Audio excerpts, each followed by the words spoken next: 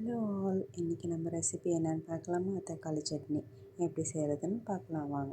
அதுக்கு 3 medium size வெங்காயம், காரத்துக்கேற்ற காஞ்ச மிளகா, 2 பல் பூண்டு, ஒரு இஞ்சி 2 மீடியம் சைஸ் தக்காளி. எண்ணெய் ஊற்றி வானல் நல்லா சூடானதும் எண்ணெய் ஊற்றி எண்ணெய் காஞ்சதும் நம்ம எடுத்து வச்சுருக்கிற வெங்காயத்தெல்லாம் போட்டுக்கலாம். வெங்காயம் நல்லா வெந்தால் தான் சட்னி நல்லாயிருக்கும். நல்லா வதங்கட்டும். நல்லா சாப்பிட்டே ஆறு நேரத்தில் நம்ம எடுத்து வச்சுருக்கிற தக்காளி போட்டுக்கலாம். இந்தமாரி வெங்காயம் வெந்திருக்கணும். அடுத்தது தக்காளி போட்டுக்கலாம். அதுக்கப்புறம் எடுத்து வச்சுருக்கிற 2 பல் பூண்டு, கொஞ்சம் இஞ்சி, அதை போட்டு நல்லா வதக்கிக்கலாம்.